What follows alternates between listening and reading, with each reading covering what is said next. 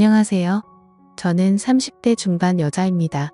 항상 사연 읽는 연희의 사연을 듣다가 너무나도 몸과 마음이 지쳐 다시 한번 잘 살아내고 싶어 지금까지의 제 인생을 몇 자 적어봅니다. 제 사연을 들려드리자면 저희 엄마와 아빠는 저를 혼자 임신하셔서 결혼하셨고 20살 때 저를 낳으셨어요. 엄마는 지금으로는 너무나도 어린 나이였을 때 저를 낳고 키우셨고 3년 후에 제 남동생까지 낳으셨습니다. 저희 네 식구는 씁쓸하지만 남들처럼 화목한 날들을 보내진 못했어요. 제가 어렸을 적부터 아빠는 술에 의존하여 집안을 항상 공포 분위기를 조성하셨고 저희 가족들은 항상 아빠에게 위협받고 살아야만 했습니다.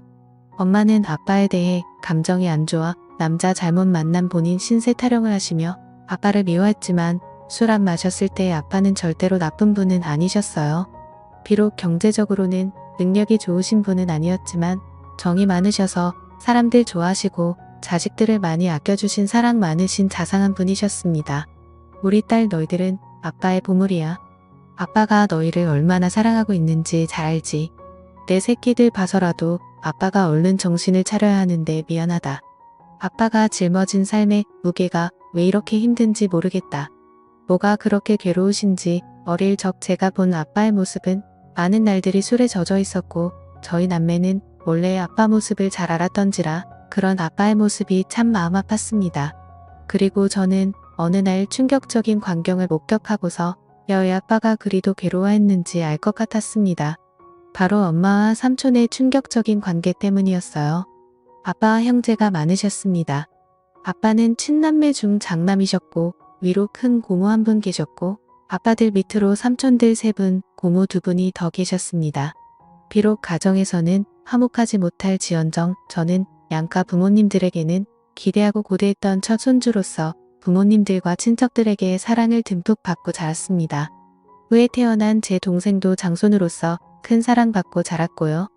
하지만 그런 저희들을 예뻐하면서도 유독 거리를 두시는 분도 계시더군요. 바로 아버지의 동생인 삼촌이라고도 부르기 싫은 둘째 삼촌 그 짐승만도 못한 사람이었습니다. 엄마는 삼촌이 왔다 하면 얼굴에 유독 화색이 돌았습니다.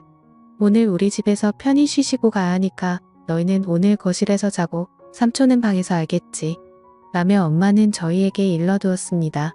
둘째 삼촌은 문주업을 했던 터라 가끔 저희 집에 들러서 하룻밤을 자고 가는 일들이 좀 있었는데 원래 저희는 단칸방에서 살다가 제가 초등학교 1학년 됐을 때 방 2칸짜리 빌라로 이사 갔거든요. 둘째 삼촌이 저희 집에 들릴 때마다 그중 제 방을 삼촌에게 내어드리고 남동생과 거실에서 잤습니다. 저는 삼촌이 저희 집에 올 때마다 맛있는 간식을 사가지고 와서 어색한 가운데 서도 저희랑 놀아주는 게 좋았고 그걸로 인해 멀기만 느껴졌던 둘째 삼촌에게 조금씩 정이 쌓여갔네요. 둘째 삼촌이 올 때마다 아빠도 술을 안 마시고 부모님들도 간만에 분위기가 화기애애 좋아져서 한때 저희는 둘째 삼촌이 오기만을 기다리기도 했습니다. 그런데 어느 날 새벽이었어요. 제가 힘든 가정에서 살다 보니 어려서부터 눈치가 빨랐고 좀 영악하다고 해야 하나 나이에 비해 철이 조금 빨리 든 케이스였어요. 당시 동생은 자고 있었고 그날따라 이상한 느낌을 본능적으로 느꼈는지 새벽에 눈이 번쩍 뜨이더라고요. 그런데 마침 엄마가 화장실에서 물 내리는 소리와 동시에 나오는 것이었습니다. 아직도 안 잔다고 뭐라고 잔소리할까봐 저는 얼른 눈을 감아 잠든 척을 했는데 이상한 일이 일어났습니다. 저희를 가만히 보시다가 조심스럽게 몸을 움직이며 안방이 아닌 바로 삼촌이 자고 있는 제 방으로 들어가는 것이 아니겠어요? 어린 나이임에도 불구하고 저는 그게 심상치 않은 일임을 본능적으로 알았습니다. 저는 순간 등이 쇠해지며 무슨 촉이었는지 조심스럽게 몸을 일으켜 숨죽여 제 방으로 다가갔습니다. 저희 집 방문이 허술해서 잘 닫히지 않았는데 그 탓에 열려있는 작은 틈으로 저는 훔쳐보게 되었습니다. 그리고 여태까지도 평생을 트라우마로 남은 잊지 못할 그 장면을 목격하게 되었습니다. 형숙과 시동생으로서 금기시한 일들을 벌이고 있었습니다. 저는 너무 놀라 어떻게 해야 할지 그 자리에서 얼어붙고 말았습니다. 그때 거실에서 동생이 제가 곁에 엎자 허전했는지 음하며 자세를 뒤척였고 이 소리를 들었는지 그들은 모든 행동을 멈추고 엄마는 재빠르게 옷매무새를 가다든 거군요. 저는 들킬까 싶어 제자리로 돌아와 다시 자는 척을 하며 누웠고 엄마는 어두움 속에 취약함을 가린 채 아무 일도 없었다는 듯 안방으로 돌아왔습니다. 저는 그때부터 아무에게도 말 안 하고 혼자 생각이라는 것을 했는데 오랜 고민 끝에 나온 결론은 단순하게 모든 진실을 밝히자는 것이었습니다. 그렇게 해버리면 어린 마음의 모든 게 다 제자리를 찾고 정상으로 돌아올 것 같았거든요. 뒤틀린 이 이상한 현실에 하루도 머물고 싶지 않았던 저는 기회를 엿보다가 마침 아빠와 둘째 삼촌만 빼고 친가들이 모여 가족 식사하는 자리에서 제가 본 그날의 진실을 폭로하였습니다. 일목요연하고 또박또박 엄마랑 둘째 삼촌의 새벽에 제가 본 것들을 가감없이 얘기하자 엄마의 표정이 새하얗게 질리며 급한 대로 제 입을 막으려 했네요. 허나 이미 수상함을 느낀 큰 고모는 엄마를 젖혀두고 저를 방으로 데려와 차근차근 무슨 이야기인지 얘기해보라며 말씀하시는데 저는 말하다 말고 목이 메어와 울음을 크게 터뜨리며 말을 이어갔네요. 덕택의 집안은 발칵 뒤집혔고 둘째 삼촌은 소환돼서 친척들에게 어쩜 내가 형수랑 그런 짓을 벌일 수 있냐며 비난의 화살을 맞았습니다.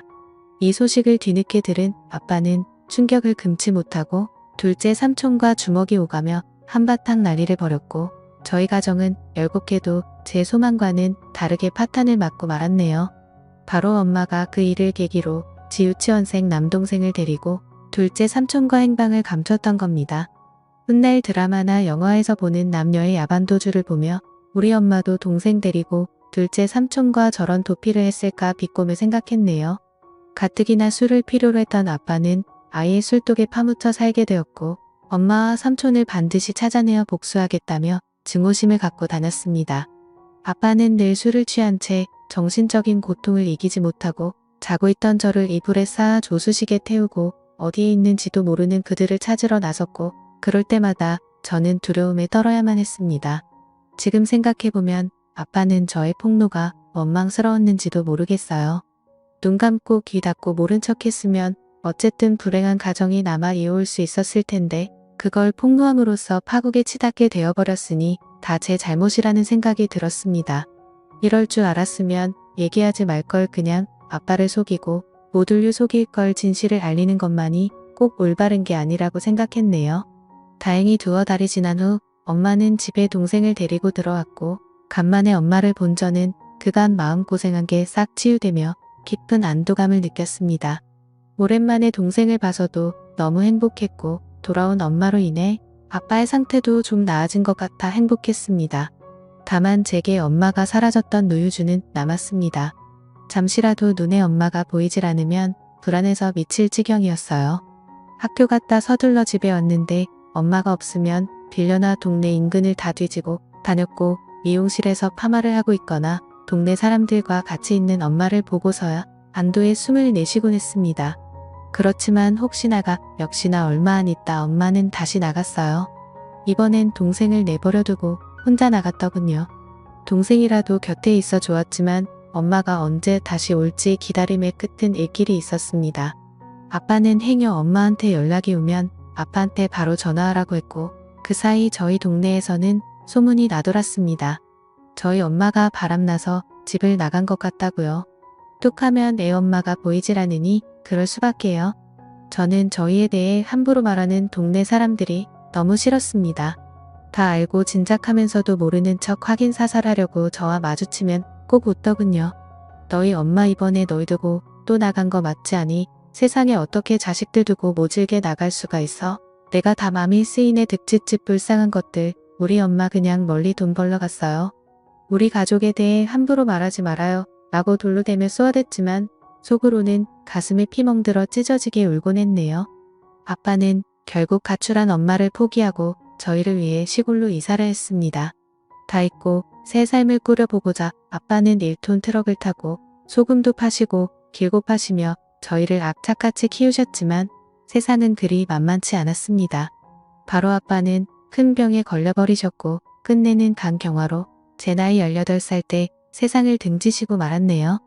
그때 아빠 살아생진 모질기만 했던 제 행동이 떠올라 얼마나 피눈물을 흘렸던지요. 죄송하고 또 죄송하기만 했습니다.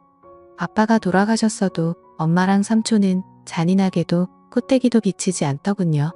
아빠를 배신하고 어디서 둘이 그렇게 잘 먹고 잘 사는지 나중에 반드시 찾아가 이 아픔 그대로 돌려주리라 다짐했네요. 저희는 살기 위해 할아버지에게 맡겨졌다가 성인이 된 후 따로 근처에서 독립을 했습니다. 그리고 시간이 흘러 동생이 군대 갈 때쯤 저 역시 직장을 구해 대도시로 나왔고 또 다시 현실에서 적응하고 있을 무렵 난데없이 엄마 동생이 오랫동안 왕래 없던 외삼촌이라는 작자한테 연락이 닿았네요. 그간 잘 지냈지. 내 아빠 그렇게 되고 동생 건사하느라 네가 누구보다 힘들었을 텐데 내 마음이 다 안쓰럽구나. 고시원 좁고 답답할 텐데 내가 보증금을 좀 대줄 테니 어디 원룸이라고 들어가 살지 않겠니? 순간 의문이 들었죠. 갑자기 외삼촌이 왜 나한테 뭔가 이상해서 좀 알아봤었는데 예상치 못하게도 그간 연락이 끊겼던 제 친엄마가 외삼촌 뒤에 있었던 게 아니겠어요. 저와 동생을 버리고 그놈이랑 살림 차리겠다고 도망가서 정떼며 사왔을 땐 언제고 이제 와서 왜 이렇게 호의적으로 나오는지 고맙기는커녕 기가 찼습니다. 아빠와 저희를 배신하고 그 짐승 같은 둘째 삼촌 놈이랑 도피해서 얼마나 잘 먹고 잘 살았는지 확인해봤더니 야 이게 웬걸? 어느새 남자를 갈아치워버렸네요. 제가 이 사실을 입 밖에 내니 엄마는 주위를 살피며 은밀하게 말하기 시작했고 살다 보니 안 맞는 부분도 많고 사람들 눈도 있고 이건 아닌 것 같아 뒤늦게 마음먹고 정리했다. 지난 세월 죄책감 떨치고 새 인생 살고 싶어 너하고도 연락 안 한 거다라고 합니다. 순간 뭐지 싶었네요. 그렇게 쉽게 헤어질 수 있었을 것을 여지껏 저희 가족 생채기를 다 내놓고 일이 저질러질 대로 다 저질러 놓은 후에 헤어졌다니요. 엄마를 가지려고 아빠를 배신한 삼촌도 같은 생각이어서 순순히 헤어져 줬다는데 하말도 안 돼. 그들의 파렴치한 패륜지 때문에 상처 입은 사람이 몇인데 멱살 잡고 쫓아다녀 피해 보상이라도 받고 싶었습니다. 엄마는 결국 삼촌과 금기된 사랑을 끝내고 다른 남자랑 세 번째 결혼을 했답니다. 능력도 좋으시지. 엄마는 제 동생을 합치고 둘째 삼촌 사이에서 낳은 남자의 여자의 한 명씩을 제게 소개했습니다. 저를 동생들과 함께 인사시키며 얘들은 내 동생이고 너희들도 언니 누나한테 인사해라. 동생들 보는 거 보니 지금 여기 있는 동생도 잘 돌볼 것 같더라. 다 내 핏줄들이 네 맞이로서 잘 챙겨라. 뭐니뭐니 해도 남보다는 형제가 최고야. 남보다 못한 형제들도 많죠. 저나 얘들이나 다 배신의 피가 흐르는 엄마 자식들인데 나중에 서로 뜯어먹겠다고 뒤통수 치고 그러면 어쩌죠 라고 대꾸하자 엄마의 표정이 점차 살벌해지기 시작했네요. 전혀 패륜 상황의 내막을 모르는 새아빠는 분위기를 환기시키고자 그저 허화하신다라고요. 새아빠는 평범하고 사람 좋으신 분이셨습니다. 엄마는 정말 미웠지만 가족들이 그리웠던 저는 엄마를 용서하고 잘 지내보려고 노력했습니다. 허나 엄마와 삼촌의 옛 트라우마는 쉽게 잊혀지지 않더라고요. 엄마 역시 지난 세월을 후회하며 저와 함께 잘 살려야 하는 것 같았지만 제가 본인의 치명적인 비밀을 알고 있으니 저를 편히 대하지 못했습니다. 심지어는 저더러 미용실에서 엄마라고 하지도 말라고 하고 주변인들에게는 저와의 관계를 숨기려 하더군요. 새아빠가 절 자식으로 인정한다며 친척들에게도 소개하려 할 때도 엄마는 필사적으로 행여 책 잡힐까 싶어 말렸습니다. 엄마의 숨겨진 자식으로 살아야 하는 기분도 참 더럽더이다. 더러운 놈의 둘째 삼촌 자식들은 엄마 거리며 당당하게 살고 있는데 우리 아빠 자식이었던 전 왜 숨겨져야 하는지 감정의 분노가 스밀스밀 살아났습니다. 더욱이 참을 수 없었던 건 엄마는 술 한 잔만 하면 꼭 아빠 욕을 했는데 난 네 아빠가 아직도 지긋지긋해. 난 O형인데 왜 니들은 니들 아빠처럼 A형이냐고. 너나 네 동생이나 아빠 너무 쏙 빼닮아서 싫어. 처음부터 내 손으로 쭉 키운 내 세 동생들한테 정이 더 가더라고. 왜 같은 손가락이라도 더 아프고 덜 아프고 하잖아. 네가 차별받는 것도 다 네 아빠 탓이고 내가 삼촌과 불륜 저지른 것도 다 네 아빠 책이냐. 알아. 내 아빠 결혼 자체가 나한테는 일평생 지옥이었다고. 삼촌과의 불륜을 저지른 건 모두 다 아빠 잘못이라고 떠넘기며 책임을 짐지우는데 사마 고인이 되신 분을 욕보이진 말라고 소리를 질렀습니다. 참을 수가 없었습니다. 저는 결국 엄마를 용서하지 못하고 자리에서 일어나 엄마에게 마지막 인사를 했네요. 이제 도저히 못 들어주겠다. 엄마한테는 최악의 남편이었을지 모르겠지만 나한테는 우리한테는 최고로 좋은 아빠였어. 이제 더 이상 엄마 못 볼 것 같아. 우리도 그만하자. 엄마와의 지긋지긋한 인연이야말로 끝내기로 맘먹고 절연을 선언한 후 다시는 엄마를 보지도 찾지도 않았습니다. 여기까지가 제 사연이었습니다. 제가 너무 정리 안 되게 보내드려 죄송하네요. 제 동생과의 사연이 하나 더 남았는데 그건 다음에 들려드릴게요.